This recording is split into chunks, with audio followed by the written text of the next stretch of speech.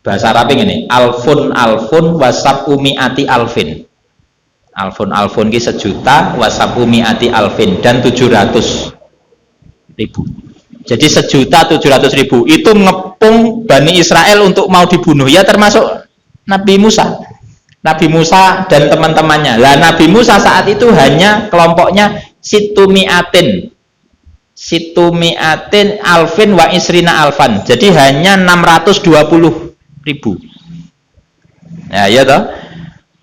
Bolo orang iman bolone Nabi Musa hanya 620.000. Lah, yang orang Fir'aun, tentaranya Fir'aun 1.700.000. Ora nek separone to nggih. Mboten enten. Separone nggih mboten enten. Akehan tentarane Fir'aun. Tapi semua itu ditenggelamkan. Ditenggelamkan di Laut Merah itu. Itu semuanya yang tenggelam itu ada 1.700.000. Sak Fir'aun-Fir'aune. 1.700.000 orang. Terus wa inda duhuli Yakub misra kanu sabina nafsan. Nah ini. Jadi Allah juga mengingatkan ke orang Bani Israel, dulu kamu itu komunitas kecil. Ketika masih Nabi Yakub di Mesir itu jumlahnya hanya 870 orang. Bani Israel yang iman pada Allah itu hanya 870 orang. Laki-laki perempuan itu. Terus di masa Nabi Musa sudah sampai berapa tadi? 6.200. Ya kan? Jadi di masa Nabi Yakub cuma 870, di masa Nabi Musa sudah banyak sampai 6.200. 620. Lah, terus nah itu. Jadi sebenarnya dulu diselamatkan seperti itu. Nah, terus di sini ada keterangan gini, wa fir'aunu ismuhu al-Walid bin Mus'ab. Jadi Fir'aun itu nama aslinya adalah Walid bin Mus'ab bin Royan. Walid bin Mus'ab bin Royan. Dikatakan Fir'aun karena dia ya ratu Mesir, Kipti, daerah Kipti, Mesir. Itu rajanya dinamakan Fir'aun. Kalau Jogja Hamengkubuwono. Ya seperti itu. Kalau nama aslinya ya ada sendiri-sendiri, cuma semuanya dinamakan Hamengkubuwono. Ya kayak Fir'aun ya ada. Fir'aun di masa Nabi Musa ada, Fir'aun di masa Nabi Ibrahim ada. Lek Fir'aun sing di masa Nabi Ibrahim ki ndrabus, seneng wedoan. Lek sing Fir'aun di masa Nabi Musa otoriter, ngaku Tuhan, suka mateni anak-anak. Itu anak-anak kecil yang laki-laki. Nah itu namanya Fir'aun semua karena memang anu Mesir, raja Mesir. Nah itu ya. Terus ini keterangan tambahannya juga. Nah ini. Jadi tadi peramalnya itu gara-garanya begini. Hina da'ahum liyakus so'alihim maro'ahu finnaum. Jadi ternyata suatu ketika Fir'aun itu bermimpi. Wahwa anana ro'ak balat min baitil maqdis. Sumas as istamalat ala buyuti misro. Jadi dalam mimpinya Fir'aun itu ada api yang asalnya dari Baitul Maqdis, berarti Palestina. Api dari Palestina itu sampai mengarah ke Mesir, berarti ke penduduk dia, ke negara dia. Terus kemudian yang orang-orang Kipti ya termasuk Fir'aun, yang orang-orang Kipti dibakar. Fa'ah rokot al-Kipto watarokat Bani Israel. Tapi yang orang Bani Israel ditinggal, dibiarkan. Bani Israel itu yang dulu iman sama Nabi Musa.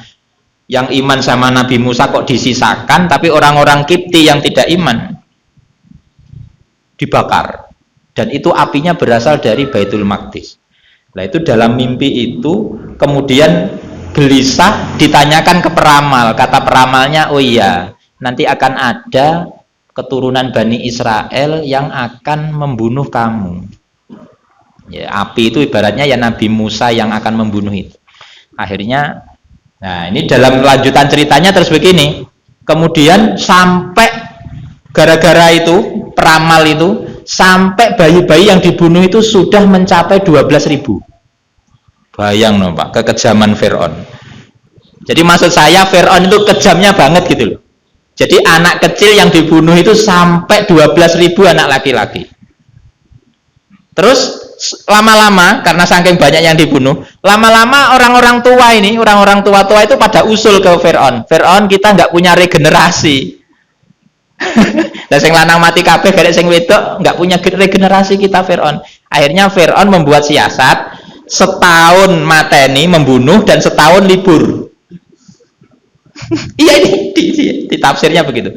Jadi Firaun punya siasat gara-gara nggak ada regenerasi, setahun libur nggak membunuh, setahun membunuh. Lah Nabi Musa itu pas lahirnya di masa tahun membunuh. Makanya sampai di sungai ya, dihanyutkan ke sungai. Itu karena lahirnya pas di masa tahun membunuh. Lah lahirnya Nabi Harun aman.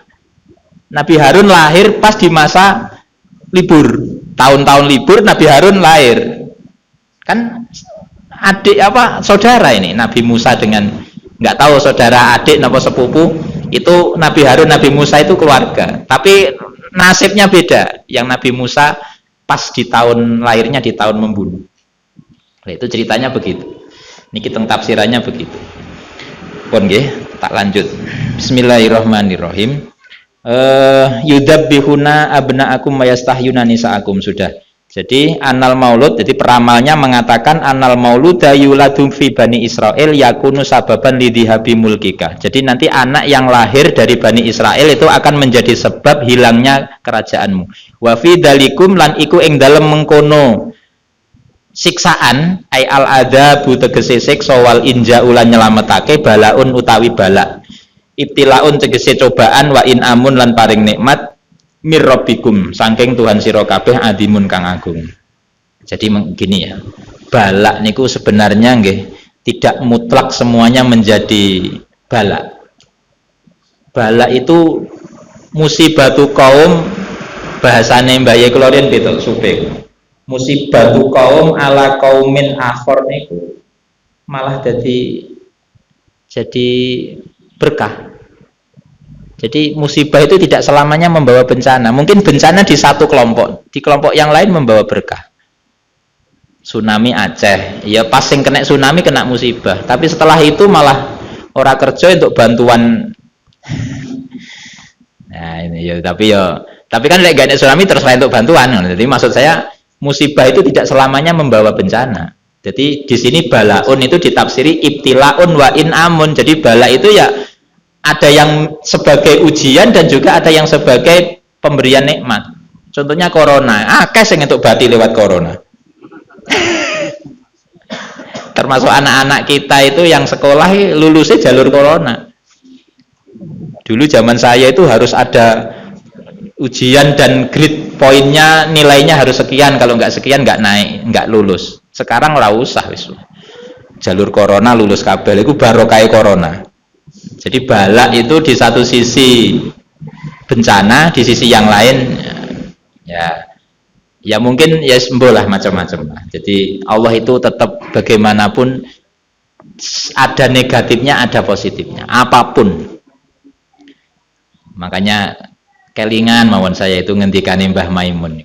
Enek kiai anake ndablek.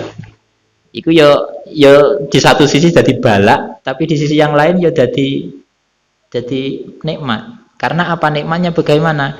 Dengan punya anak ndablek itu akhirnya awake dhewe iki enggak iso sombong. Umpama anak kiai terkenal ngalim tiba-tiba anake ndablek, ra sida sombong kan. Krana anake ndablek. Akhirnya entek-entek ya wis enggak jadi. Lah itu nikmat itu kan, menjadikan orang enggak jadi sombong itu kan nikmat. Jadi di satu sisi ya ada nikmatnya, di satu sisi ya ada jadi ujiannya. Lah jenengan ngeten iki nggih ngoten. Kadang ya sugih, kadang ya pas ra duwe dhuwit ya melarat. Ya ngene iki ya penak.